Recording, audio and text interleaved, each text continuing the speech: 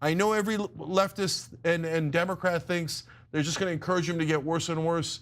I have a super controversial opinion. I don't think they are. I think some portions of them are, but I think a big portion are going to tap the brakes and say, no, we didn't tell you to go in that direction. We don't want you to go in that direction. We want you to go in this direction. Yeah, remember, I mean, look, I know that a lot of Democrats want to downplay the extent to which Trump won the popular vote, but let's keep it real. It's very rare for Republicans to win the popular vote. The most common thing I heard this entire election cycle was, I don't like his personality, I don't like the way he talks, but my life was better when he was in office. All right, folks, today we're diving into some high-quality political theater. Anna Kasparian from the Young Turks absolutely obliterates the ladies of The View for their wild and honestly kind of hilarious takes on Trump's potential second term. You've got Whoopi doing her usual apocalyptic rants, Anna Navarro rolling her eyes like a tired substitute teacher, and even a few moments of surprising rationality. It's messy, it's dramatic, and it's pure gold. Let's jump right into it. And I'm in this position where I feel a bit unburdened by what has been. I'm going to wait and see. He's not been sworn in yet. I'm somebody who probably agrees with 75% of his policies. If he focuses on creating jobs, on bringing down the cost of living, securing the border in a responsible way, and being tough on America's adversaries, I'm all for it. Now, I spent weeks telling people that he was apocalyptic. I'm not going to change now. No, because it's still the same man. Not treating every single thing like I think that's when we lose credibility. What is the best way to move forward if you find yourself either on the broad left or someone who just doesn't agree with the idea of Donald Trump leading this country again? Do you find ways to work with the incoming administration, or do you try to fight the administration every step of the way? Well, the ladies at The View have differing opinions on this. You just heard from Alyssa Farah Griffin, who thinks that, well, there are some areas where I agree with Trump. Maybe we can look to the positives here. Others disagree. Let's take a look. I'm going to wait and see. He's not been sworn in yet. I'm somebody who probably agrees with 75% of his policies. If he focuses on creating jobs, on bringing down the cost of living, securing the border in a responsible way, and being tough on America's adversaries, I'm all for it. What doesn't mean we're not going to call balls and strikes when he does things that are beyond the pale or he uses words that are offensive to people, then be ready to call that out. But I just think I'm kind of shying away from this sort of apocalyptic, it's all, we need to be like losing sleep over it. The American system of government is strong, it's held. There are checks and balances, even if my party's in control of the House, the Senate, and the presidency. And I think we should I root for America, so I root for a smart, serious Donald Trump presidency, and I root for pushback when he doesn't do things that are smart. I think all those things are great to dream about. Well, Whoopi clearly does not think that Donald Trump will do the right thing in his second term, for good reason. I mean, you look at the way he led the country in his first term, and he was divisive. He did create a lot of conflict in this country, but there's a possibility that, with the diversity of thought in his upcoming administration, things could be a little different. Anna Navarro, who was, by the way, lifelong Republican, disagrees. What I'm saying is I have no false expectations that at 78, he's going to all of a sudden turn into another human being. Wow, Navarro coming in swinging with the personal insults. Turn into a human being? Really? This is peak hypocrisy from someone who spent years cheerleading for Biden, who, let's face it, is barely coherent half of the time. And let's not forget, Biden's the guy who said, you ain't black if you don't vote for him. But sure, Trump is the one that needs to prove this to humanity. The double standard here are absolutely wild. If Navarro didn't have double standards, she wouldn't have any standards at all. And I'm not going to I spent weeks telling people that he was apocalyptic. I'm not going to change now because it's still the same man. Not treating every single thing like I think that's when we lose credibility. Well, here's the thing. You lose credibility in many different ways. If you don't know what you're talking about and you accuse him of something, then they're going to blow it back. That's why I say we need to wait and see exactly what you're going to do.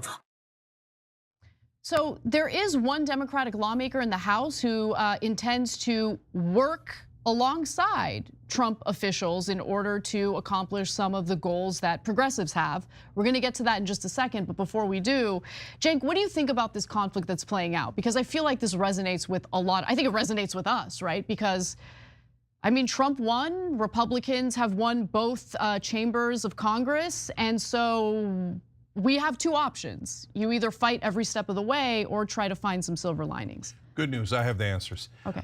Okay, so first let me say what I agree and disagree with those guys on. Alyssa Fair-Griffin says she agrees with 75% of Trump's agenda. I don't.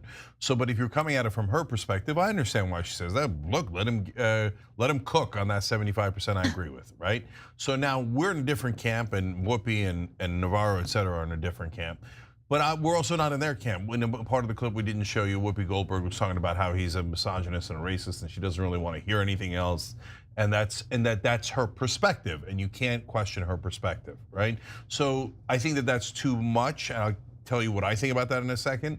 But at least I agreed with Whoopi for the first time in a long time, where she said, well, let's wait and see what he does so we could respond to reality rather than respond to our worst fears and expectations. And so, all right, good, level-headed there, in my opinion. Anna Navarro, look, I feel mixed about what she's saying too. She said, look, I thought it would be apocalyptic, and I'm not going to change and say that it's not going to be apocalyptic. And that's a principled position that I could respect. Do I think it's going to be, do I agree with her that it's going to be apocalyptic? No, I'm within that range, at least I'm in the Whoopi camp. But hold on, let's see. Why? Okay, so now this is important. You have to separate out the past and the future, okay?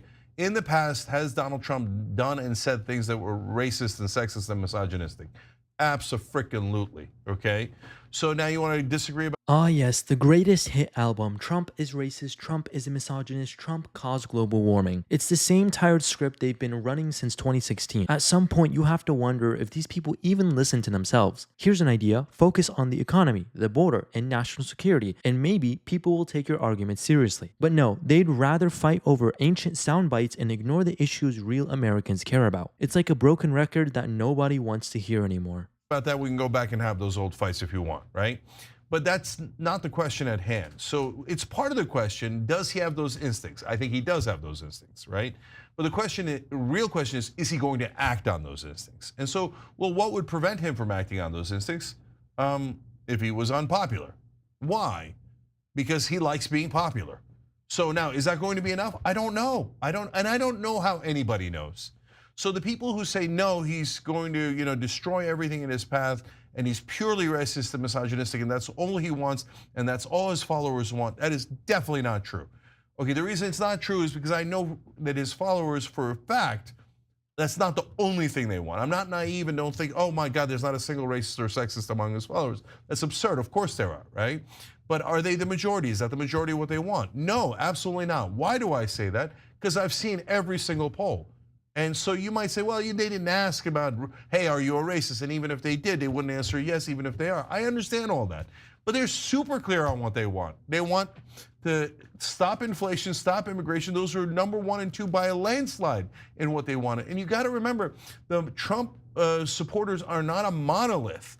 So some portion of them are what Whoopi and Anna Navarro described, but a big chunk of them that were going to Kamala just 6 weeks before the election and then went to Trump are generally independents that are just looking for a better life and a better economy, et cetera. And he'll lose all those guys if he goes extreme. Right. And so he'll lose another chunk in the middle if he goes extreme.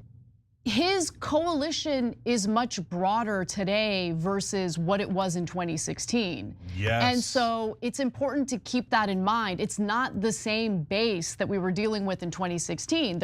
Exactly. This is what these pundits fail to understand. Trump's base has evolved. It's no longer just the red hat wearing loyalists. Now you've got disillusioned Democrats, independents, and even first-time voters jumping on board. Why? Because they're fed up with the nonsense coming out of Washington. They are tired of skyrocketing grocery bills, unsafe neighborhoods, and schools teaching kids about gender ideology than math. People don't care about the media's caricature of Trump supporters. They care about results. And if Trump delivers, the base will only grow. The question is, will the far left ever wake up to this reality?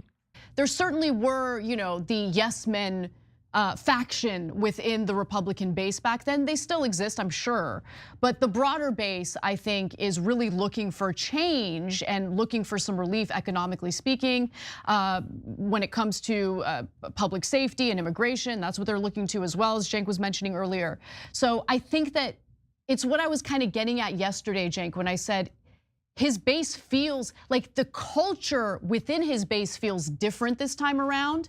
And I realized, oh yeah, it's because he's broadened his base, and there's a bunch of people in there who actually voted for Biden in 2020. A lot of people who voted against Trump and voted for Hillary in 2016.